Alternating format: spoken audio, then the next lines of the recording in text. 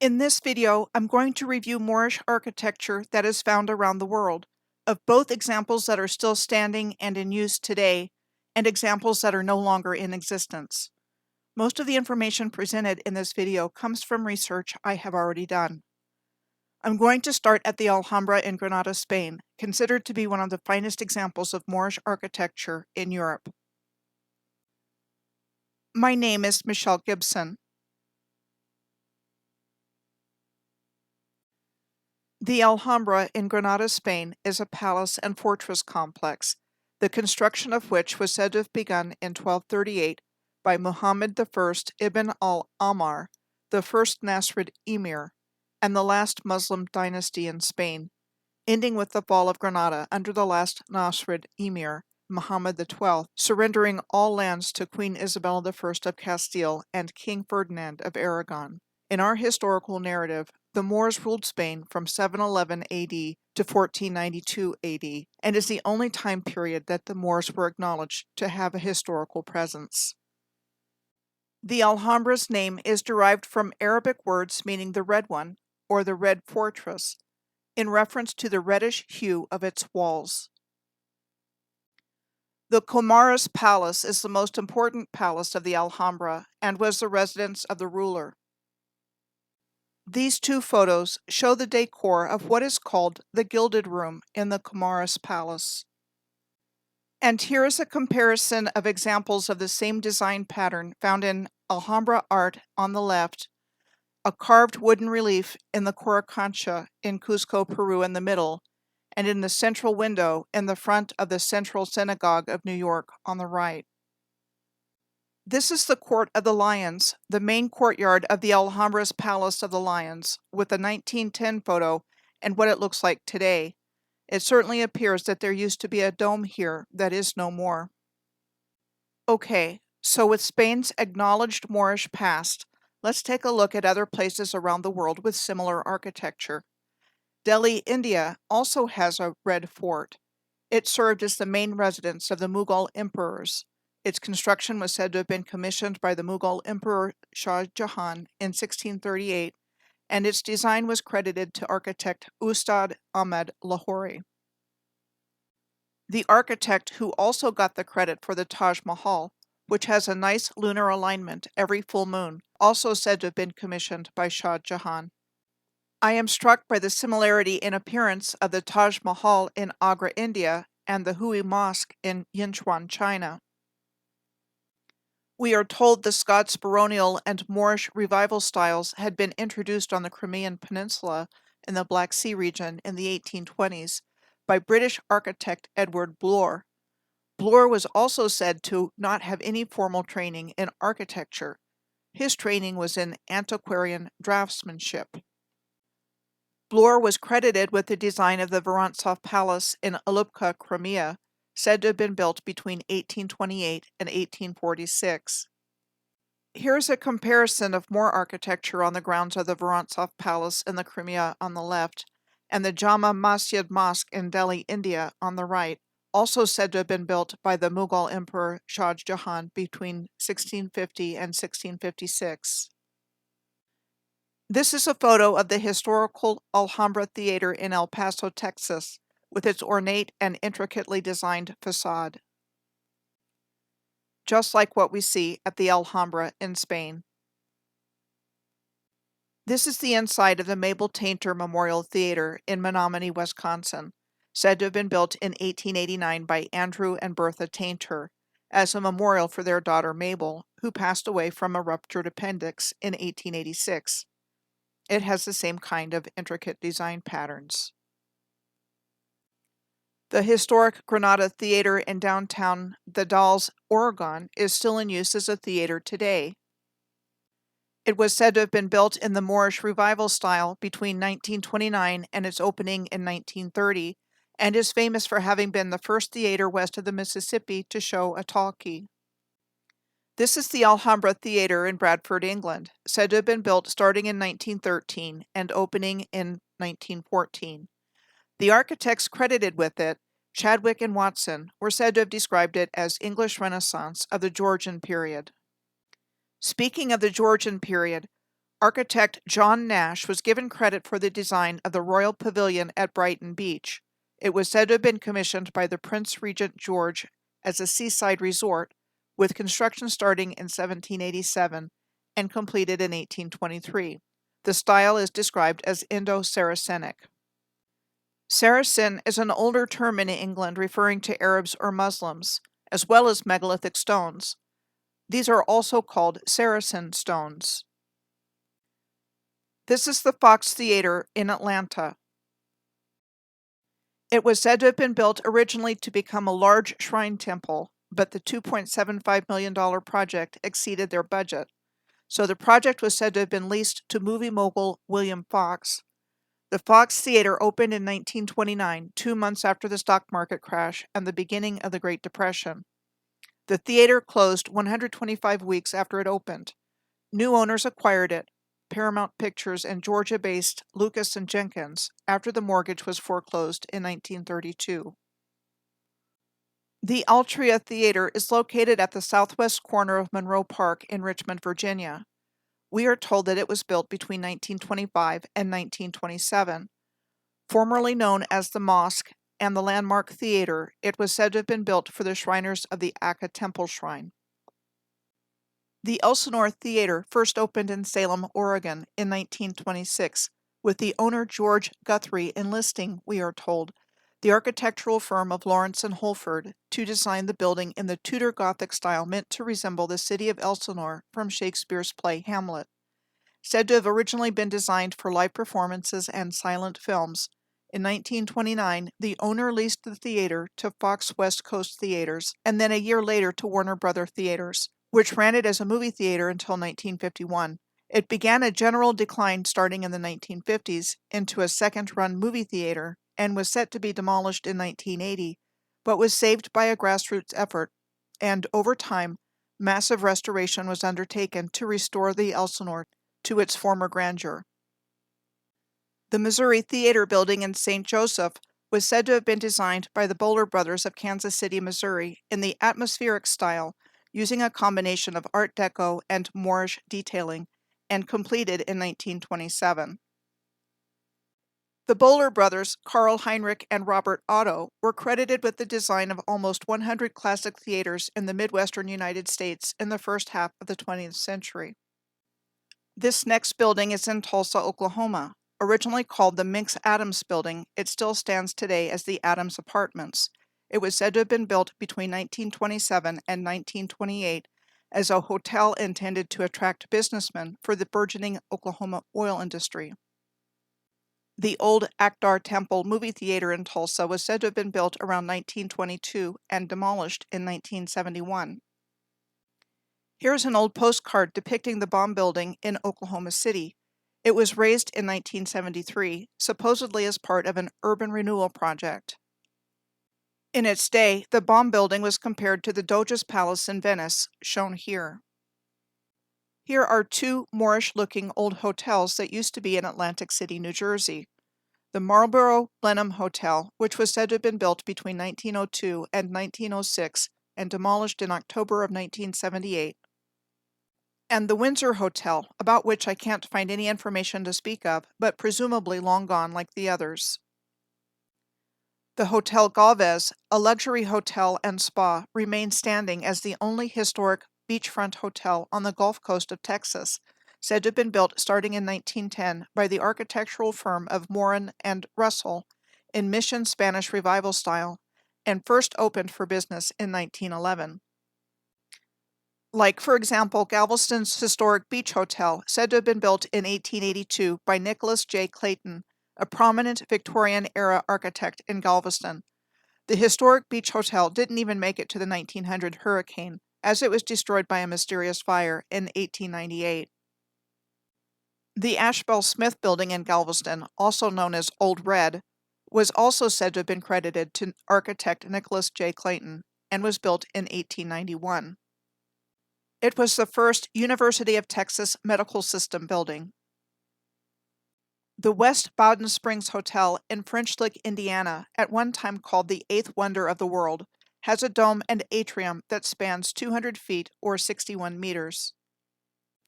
and was said to have been built in 1901 in the Moorish architectural style, and until 1955 had the largest freestanding dome in the world. West Baden Springs at one time had these beautiful Moorish kiosks over mineral springs there.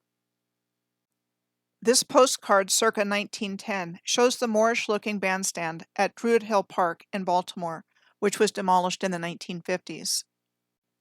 And this is the Latrobe Pavilion in Druid Hill Park, still standing today on the left, with its arches, double columns, and braces, just like what you see at the Alhambra in Spain on the right.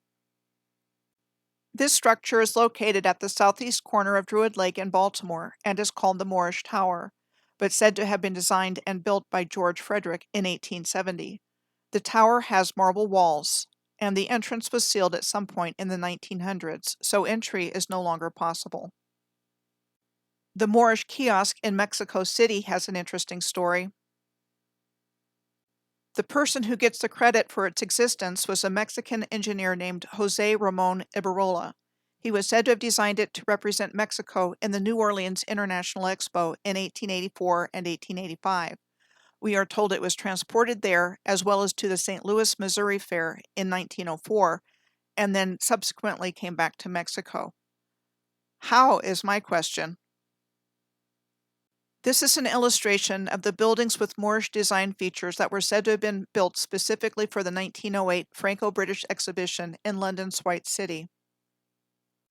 The chief architect for the 1908 Franco-British exhibition was said to be John Belcher, who was president of the Royal Institute of Architects from 1904 to 1906. In addition to the 20 palaces and 8 exhibition halls that were said to have been built expressly for the 1908 exhibition, there were a number of amusement attractions featured, including the Moorish-looking flip-flap in the Elite Gardens. Altogether, there were 6 major world exhibitions at White City from 1908 to 1914.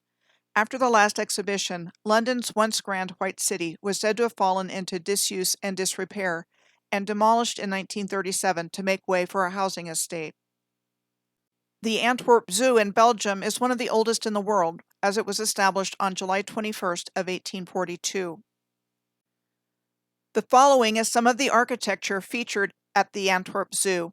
The Egyptian temple, said to date from 1856, which houses the giraffes, and the Moor temple, said to date from 1885, which houses okapis, known as forest giraffes, and the world's first zoo with okapis, starting in 1918. Next are some places starting in Dubbo in the Australian state of New South Wales. This is the old Dubbo post office on the left, said to have been built in 1887, compared with the Moorish clock tower in Guayaquil, Ecuador, said to have been built starting in 1930. And the band rotunda in Dubbo on the left is compared with what is called the Moorish kiosk in Hermosillo, Mexico, on the right. The massive Flinders Street station in Melbourne, Australia, on the left, shares a Moorish-looking appearance with the massive Marunouchi station in Tokyo on the right. This image is of a 1922 postcard featuring Tokyo's Nihonbashi, or Japan Bridge, in the foreground, with more gigantic onion-domed Moorish-looking buildings in the background. The bridge survived the Great Kanto earthquake of 1923, but didn't survive urban development when it was buried underneath a massive expressway that was built in the 1960s. You see the same kind of thing going on with the architecture in this historic photo of Seoul, South Korea, taken in 1919. Notice, in addition to the huge heavy masonry pictured throughout Seoul, in the center of the photo you see onion domes here as well. Here's a close-up of that center building. It is the Bank of Korea circa 1920. Check out how huge that building is relative to the size of the people in the street. The Korean War started in 1950 when North Korea invaded South Korea on June 25th, following clashes along the border and insurrections in the South. North Korea was supported by China and the Soviet Union, and South Korea by the United Nations, principally by the United States. The Korean War was one of the most destructive conflicts of modern times, with around 3 million deaths due to the war, and proportionally a larger civilian death toll than either World War II or the Vietnam War, caused the destruction of nearly all of Korea's major cities, and there were thousands of massacres on both sides. In Hanoi in Vietnam, the Grand Palais was said to have been built specifically for the Hanoi Exposition in 1902 and was completely destroyed by American airstrikes at the end of World War II because when the Japanese took over Vietnam in 1940, we are told, they based their military and supplies in the palace. The Victoria Tower in the Westminster Palace complex in London, which houses Parliament, is on the left, the building of which is said to have been completed in 1860, and on the right is the Plummer Building of the Mayo Clinic in Rochester, Minnesota, said to have opened in 1928. This is the Giralda Bell Tower, said to have been completed in 1198 in Seville. The Giralda Bell Tower is co-located with the Cathedral of Seville. Seville was a capital of Moorish Spain. The Giralda is also the name of a landmark tower in Kansas City, Missouri. We are told that after urban developer J.C. Nichols visited Seville, Spain in the 1920s, he was inspired to build a half-scale replica in Country Club Plaza. The Giralda Tower in Kansas City was officially christened by the mayor of Seville in 1967, the same year Kansas City and Seville became sister cities. The Longwood Mansion, also known as Nutt's Folly in Natchez, Mississippi, is the largest octagonal house in the United States at 30,000 square feet, or almost 2,800 square meters, and has 6 floors. This is what we are told about it. It was built by local cotton planter Holler Nutt, who was said to have wanted something unusual for his family home and was intrigued by octagonal homes. He decided to build it in 1860 to replace his first home and started construction shortly thereafter. Then the Civil War started and construction was halted after only the first floor was completed. The family moved in with the intention that they would complete the house after the war was over. Work halted in 1861 with only 9 rooms on the basement floor completed. Then Holler died at the age of only 48 from pneumonia. His wife Julia was left to raise their 11 children in poverty in the lower level of the house. After the last child who lived there passed away, the home was sold to Kelly McAdams in 1968 for $200,000. She repaired the home for 2 years, leaving the upper levels unfinished to show what war can do. She gave the home to a local association, the Pilgrimage Garden Club, with the agreement that the home would never be finished. The colonnaded onion dome of Longwood Mansion reminds me of the one at the Colt Armory in Hartford, Connecticut, and the one at the Penha National Palace in Sintra, Portugal. Next are examples of Moorish architecture in Florida, of which there are countless examples to choose from. Henry B. Plant was said to have laid the first railroad tracks in the Tampa area in the 1880s, which was said to have brought in the cigar and phosphate industries. What became the University of Tampa in 1933 was said to have been built between 1888 and 1891 as the Tampa Bay Hotel to serve as a Victorian-era winter resort for the railroad built by Henry Plant. Today, Plant Hall houses the Henry B. Plant Museum, as well as the main administrative and academic building for the university. This building is what was the Alcazar Hotel and is now the St. Augustine City Hall and Leitner Museum, and is called Moorish Revival architecture. It is important to note that Alcazar was the name given to a type of Moorish castle or palace built in Spain and Portugal during Moorish rule there. The Villa Zoreda in St. Augustine was said to have been built in 1883 by the eccentric millionaire Frederick W. Smith, and was said to have been inspired by the Moorish Alhambra Palace in Granada, Spain, and also called Moorish Revival architecture.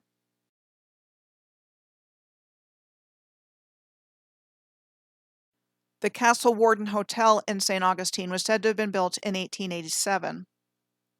As a winter home for William H. Warden of Philadelphia, a partner with Henry Flagler and John D. Rockefeller in the Standard Oil Company, president of the St. Augustine Gas and Electric Light Company, and the financial director of the St. Augustine Improvement Company.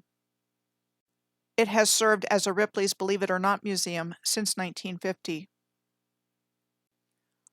William Deering's son James, connected with the Deering-McCormick International Harvester fortune, was said to have built the Villa Vizcaya between 1914 and 1922 on Biscayne Bay in the Coconut Grove neighborhood of Miami, Florida.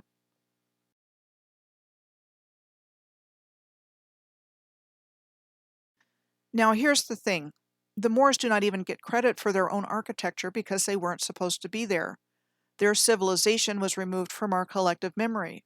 The Moors get credit for 700 years in Spain in the historical narrative we have been given, and that is it. And their amazing accomplishments are falsely attributed all over the world. There is a story given to explain the existence for every building and other infrastructure, and what hasn't been put to use or left abandoned has been demolished in the name of progress and urban renewal, or destroyed in so-called modern warfare. I have given examples specifically of what is considered to be Moorish architecture because it can be connected to Moorish Spain, but the Moors were the builders of other classical architecture as well, where you see examples of both classical and Moorish architecture existing together in places like Bishkek, the capital of Kyrgyzstan in Central Asia. I am reminded of the last scene from the original Planet of the Apes movie, when Charlton Heston realized for the first time in the movie where he actually was the whole time, only in the sense that we do not know where we really are because it has been deliberately removed from our awareness. We are living and working in and on top of the infrastructure of an advanced ancient civilization without even knowing it. The wisdom keepers of this ancient civilization was not only the Wachita Empire in North America, but around the world, like Tartaria in Asia, Barbaria in North Africa, and the Mughal Empire in India, just to name a few. Wealthy empires within the Moorish civilization, dating back to the time of ancient Mu, not at odds with each other, but co-creating a beautiful civilization that provided free energy with the highly integrated infrastructure of the Earth's energy grid. According to George G.M. James in his book Stolen Legacy, the Moors are the custodians of the ancient Egyptian mysteries. In St. Petersburg, Russia, there are 2 ancient sphinxes at a quay in front of the Academy of Arts, said to have been brought to Russia from Egypt at the height of Egyptomania in 1832. 2 more sphinxes on the Egyptian bridge crossing the Fontanka River, and 2 sphinxes in the back courtyard of the Stroganov Palace, all in St. Petersburg. And when I see the colorful, ornate onion domes of the Russian Orthodox Church of the Savior on Blood in St. Petersburg, I am reminded of the turbans of antique Moor's head jewelry I have seen. This is the Great Seal of the Moors on the left. Sure looks a lot like the seal on the back of the US $1 bill on the right. The beauty, harmony, and balance of the global Moorish civilization from antiquity was replaced by a parasitic system deliberately engineered to cause human suffering and environmental degradation for the purposes of power and control. I believe the cause of the wiping of this civilization from the face of the earth was a deliberately caused liquefaction event that covered the earth in mud. Like I said in my last short and sweet number 17, this is all very confusing based on what we have been taught because it was meant to confuse and manipulate us so we would instead fight each other based on things like race and religion and never know our true history by the controllers who created the New World Order for their benefit and not ours. I believe all the pieces of the original civilization that have been separated out as different from each other were once one and the same. The controllers didn't rewrite history from scratch. They rewrote the historical narrative to fit their agenda. But now we are living in the long-awaited time of the Great Awakening that the controllers have literally done everything in their power to prevent because it is what they have feared, and of reclaiming the higher timeline for a positive future for humanity.